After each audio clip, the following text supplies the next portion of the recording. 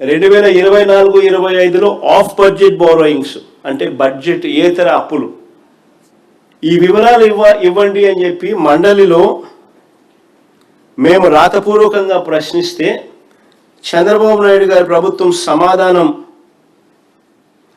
దాటవేసే కార్యక్రమమే చేశారు, కానీ వివరాలు ఇవ్వాల. రాష్ట్ర ప్రభుత్వానికి చెందిన అనేక సంస్థలు ప్రభుత్వ గ్యారంటీతో పెద్ద ఎత్తున అప్పులు తీసుకున్నాయి. వీటికి సంబంధించి అధికారికంగా ఎన్నో జీవోలు ఇచ్చారు.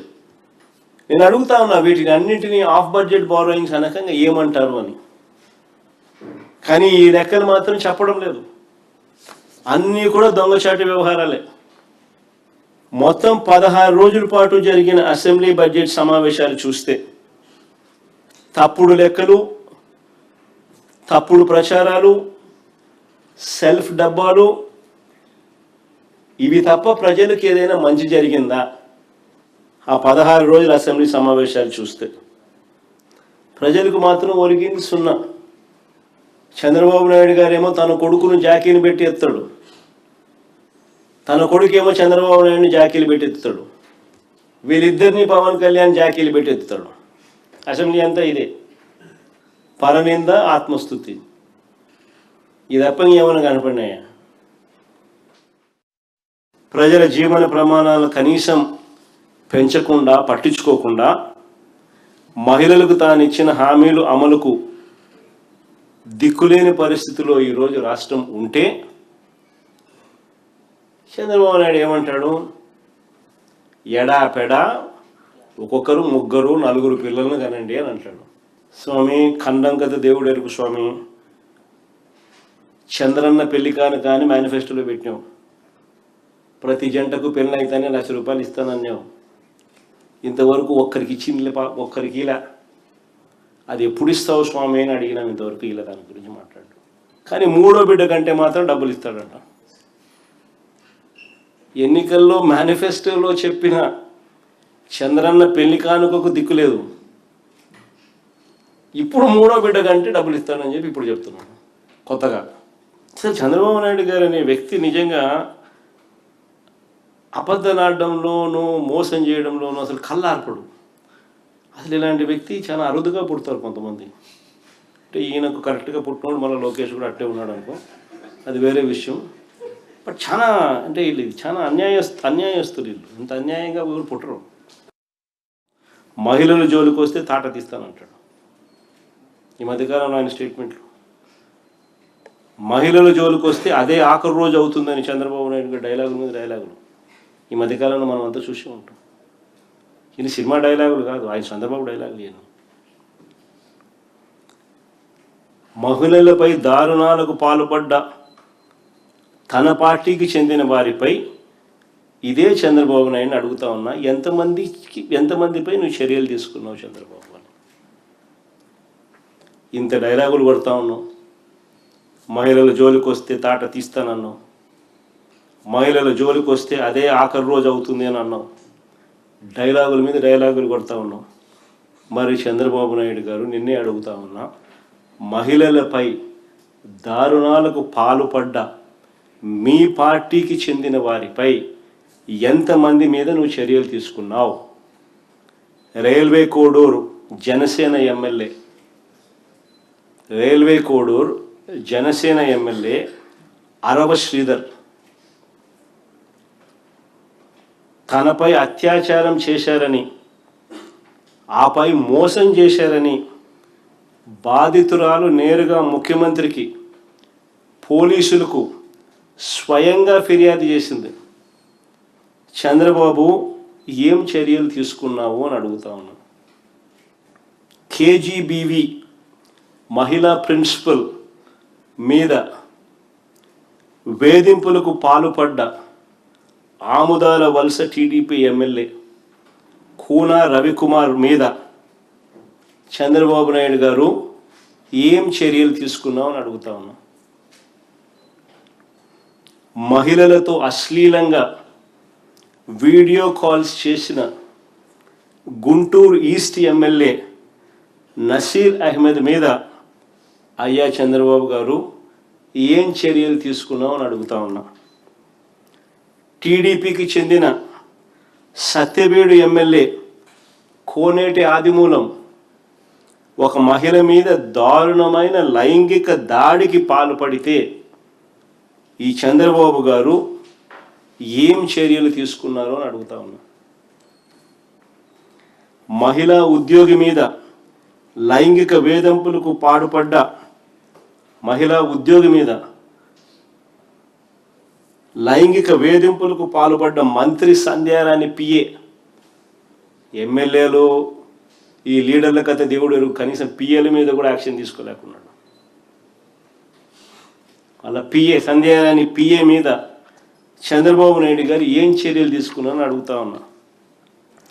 పైగా బాధితురాల మీద కూడా తప్పుడు కేసు, ఉల్టా కేసు పెట్టినారు బాధితురాల మీదనే. ప్రస్తుత టీటీడీ చైర్మన్ ఒక మహిళను మోసం చేసి వీడియోతోనూ ఫోటోలతోనూ అడ్డంగా దొరికిపోయిన చంద్రబాబు ఏం చేశాడు అని అడుగుతా ఉన్నా. సరే, వాళ్ళంతా పొలిటీషియన్స్లే, వాళ్ళ జోలికి పోతే చంద్రబాబు నాయుడు కానీ ఇబ్బందిలే అని ఏమైనా హెసిటేట్ చేస్తున్నాడేమో చంద్రబాబు అని అనుకుంటే, టీటీడీ చైర్మన్ ఒక మహిళను మోసం చేసి ఆమె వీడియో చూపుతూ ఫోటోలు చూపుతూ అడ్డంగా దొరికిపోయిన చంద్రబాబు ఏం చేశాడని అడుగుతా ఉన్నా. తనను మోసం చేశాడని, ఇలాంటి వారికి ఎలాంటి పదవులు ఇవ్వద్దని విచారణ చేసి తగు చర్యలు తీసుకోవాలని ఈ బాధితురాలు చంద్రబాబు నాయుడు గారికి గతంలోనే లేఖ రాసిందట. ఆ లేఖ కాపీ కూడా ఈ మధ్యకాలంలో బయటకు వచ్చింది. లేఖ రాయడమే కాకుండా దాని అక్నాలెడ్జ్మెంట్ కూడా, మళ్ళా అక్నాలెడ్జ్మెంట్తో సహా లేఖ బయటకు వచ్చింది. అలాంటి చోట చంద్రబాబు నాయుడు గారు ఎంక్వైరీ చేసింది లేదు, ఇలాంటి వ్యక్తులకు ఉన్నత పదవులు ఇవ్వకూడదు అని ఆయన అడిగితే ఏకంగా టీటీడీ చైర్మన్ పదవి ఇచ్చినట్టు.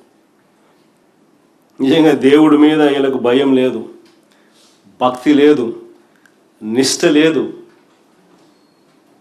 నిజంగా ఇలాంటివి ఏవైనా ఉంటే ఇలాంటి తప్పులు చేయరు, ఎస్పెషలీ దేవుని ఆలయంలో. ఇలాంటి వాళ్ళ దేవుడి గురించి మాట్లాడేది, ఇలాంటి వాళ్ళ పవిత్రత గురించి మాట్లాడేది, ఇలాంటి వాళ్ళ ఆడవాళ్ళ గురించి మాట్లాడేది. దేశ రాజకీయాల్లోకి వెళ్తున్నారు, ఉప ప్రధాని అంటూ కూడా ప్రచారం జరుగుతుంది. చంద్రబాబు నాయుడు ఉప ప్రధాని ఎవరు చెప్పినారు స్వామి? వాళ్ళ మీడియాలో వాళ్ళు రాసుకుంటున్నారా, వాళ్ళు చెప్తున్నారా? గొప్ప సంగతి. నిజంగా ఈయన ముఖ్యమంత్రిగానే బరాయించలేకున్నారు ప్రజలు, ఈయన ఉప ముఖ్యమంత్రి ఉప ప్రధాని అయితే ఇంకా దేశ ప్రజలు ఏం బరాయిస్తారండి? కామెంట్ చేశారు, మీరు అసెంబ్లీలో గెలిచింది 11 మంది అయితే 1100 మందిలాగా మాట్లాడుతున్నారు అని. అంటే ఇది కాంప్లిమెంట్ అనుకోవాలా సార్? ఎలా? నచ్చితే కదా హరీష్. 1100 మంది లెవెల్లో ఆయనను భయం పుట్టించగలుగుతున్నారు అని అంటే ఆయనకు నిజంగా గొప్ప సంగతే కదా. మా వాళ్ళ క్రెడిట్ ఇవ్వాల్సిందే కదా. రాష్ట్రానికి రావాల్సిన ఆదాయాలు రాష్ట్రానికి రావడంలో విచ్చలవిడిగా జరుగుతూ ఉన్న అవినీతి, దోచుకో పంచుకో తినుకో, అందరూ జాయింట్గా రాష్ట్రాన్ని దోచుకుంటూ ఉన్నారు. కాబట్టి రాష్ట్రానికి సంబంధించిన ఆదాయాలు పెరగడంలా, రాష్ట్రానికి సంబంధించిన వనరులు రావడంలా చంద్రబాబు నాయుడు గారు, ఆయన బినామీలు, ఆయన పార్టీ ఎమ్మెల్యేలు, ఆయన ఎల్లో మీడియా సహచరులు దోచుకో పంచుకో తినుకో పరిస్థితిలో ఏకంగా ఇసుకని వదలడంలా, మట్టిని వదలడంలా, సిలికాను వదలడంలా, క్వార్ట్స్ను వదలడంలా, లాటరైట్ను వదలడంలా, గ్రనైట్లను వదలడంలా, లిక్కర్ వదలడంలా, లిక్కర్ మాఫియా నడుస్తూ ఉంది, భూములు వదలడంలా, అధిక రేట్లకు పీపీఏలు, మొత్తం అన్నింటా కూడా దోపిడీ. ఇక ప్రభుత్వానికి ఆదాయాలు ఎలా వస్తాయి? సంక్షేమము అభివృద్ధి ఎలా నడుస్తుందా? ఎంత అప్పులు తెచ్చినా కూడా ఎలా సరిపోతాయి? అంతా దోచేస్తూ ఉంటాయి. వీళ్ళ దోపిడీ అని అంటే విశాఖపట్నంలో అత్యంత విలువైన భూమిని 54 ఎకరాలు 5,000 కోట్లు విలువ చేసే భూమి చంద్రబాబు నాయుడు గారు ఏకంగా దగ్గరుండి ఆయన సమీప బంధువుకు కట్టబెట్టే కార్యక్రమం చేస్తే రాష్ట్రానికి ఆదాయాలు ఎలా వస్తాయి? రియల్ ఎస్టేట్ కంపెనీలకు చెనిక్కాయలకు బెల్లానికి అతి తక్కువ రేటుకు భూములు ఇస్తా ఉన్నాడు. భూములు ఇవ్వడమే కాదు, వాళ్ళు కన్స్ట్రక్షన్ చేసిన దాంట్లో 2,000 రూపాయలు పర్ ఎస్ఎఫ్టీకి ఎదురిస్తాడంట. రాష్ట్రానికి ఆదాయాలు ఎలా వస్తాయి ఇలాంటి స్కాములు జరుగుతూ ఉంటాయి? బడ్జెట్ మీరు ప్రవేశపెట్టిన వెంటనే నేను ప్రెస్ మీట్ పెట్టి ఇలాగే సుదీర్ఘమైన ప్రజెంటేషన్ ఇచ్చి ఇలాగే ప్రశ్నలు అడిగాము, సమాధానాలు రాలా. 16 రోజుల అసెంబ్లీ సమావేశాలు కూడా గమనించిన ఎక్కడా కూడా చంద్రబాబు నాయుడు గారి దగ్గర నోట్లో నుంచి కానీ వాళ్ళ మంత్రుల దగ్గర నుంచి మనం అడిగిన ప్రశ్నలకు మాత్రం సమాధానాలు రాలా. మళ్ళీ అడుగుతా ఉన్నా, ఇప్పుడు బడ్జెట్ సమావేశాలు ముగిసిన తర్వాత మళ్ళీ అడుగుతా ఉన్నా. ఇప్పటికే 3 బడ్జెట్లు పెట్టారు. సూపర్ 6, సూపర్ 7లో యువగలం అనే పేరు పెట్టి నిరుద్యోగ భృతి కింద నెలకు 3,000 రూపాయల చొప్పున, సంవత్సరానికి 36,000 చొప్పున, ఈ 3 ఏళ్లకు ప్రతి నిరుద్యోగికి బకాయి పడ్డ 1,08,000 ఎప్పుడు ఇస్తారో అని అడిగితే నోరు మాత్రం మెదపడం లేదు. అడుగుతా ఉన్నా, మళ్ళా రెండోసారి అడుగుతా ఉన్నా, రెండోది అడుగుతా ఉన్నా. 18 ఏళ్ళు నిండిన 60 ఏళ్ళ లోపు ఉన్న మహిళలకు, ఇవన్నీ నేను సూపర్ 6, సూపర్ 7 దానిలో నుంచి తీస్తున్నా బయటికి.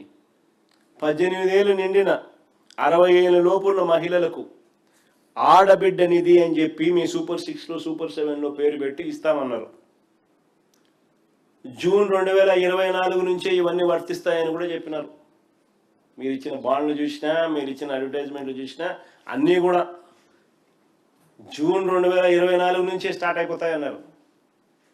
ప్రతి నెల 1,500 ఇస్తామన్నారు. ఏడాదికి 18,000 ఇస్తామన్నారు. 3 ఏళ్లకు గాను ఒక్కొక్కరికి 54,000 బాకీ. ఒక్కొక్క మహిళకు 18 ఏళ్ళు నిండిన మహిళకు ఒక్కొక్కరికి ఏకంగా 54,000 బాకీ.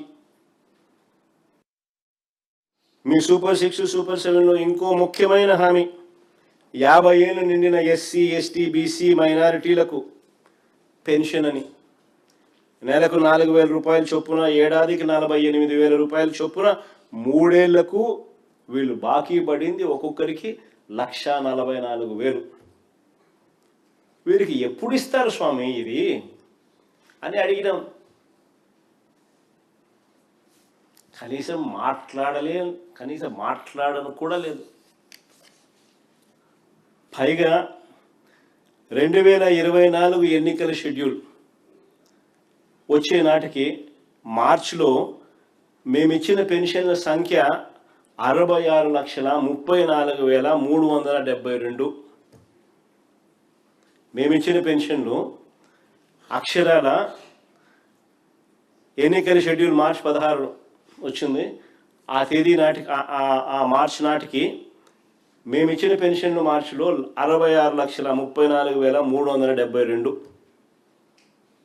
దాంట్లో ఇప్పటికే 5,64,709 పెన్షన్లు కట్ చేసినారు. వీళ్ళు మొన్న మార్చిలో ఇచ్చిన పెన్షన్లు చూస్తే 60,69,663. అంటే దాని అర్థం 5,64,709 పెన్షన్లు కటింగ్. ప్రతి నెల 25,000 పెన్షన్లు కట్ చేస్తూ ఉన్నారు. కొత్తగా ఒక్క పెన్షను కొత్తది ఇలా కొత్త పెన్షన్ల మీద ఒక మాట మాట్లాడలేదు. పైగా ప్రభుత్వం వద్ద ఇప్పటికే 2.5 లక్ష పెన్షన్ల దరఖాస్తులు పెండింగ్లో ఉన్నాయి. ఇప్పటికే కొత్త దరఖాస్తులు తీసుకోవడంలో మా హయాంలో ప్రతి 6 నెలలకు ఒకసారి, జూన్లో ఒకసారి, డిసెంబర్లో ఒకసారి, ప్రతి 6 నెలలకు ఒకసారి మేము అప్డేట్ చేసేవాళ్ళం.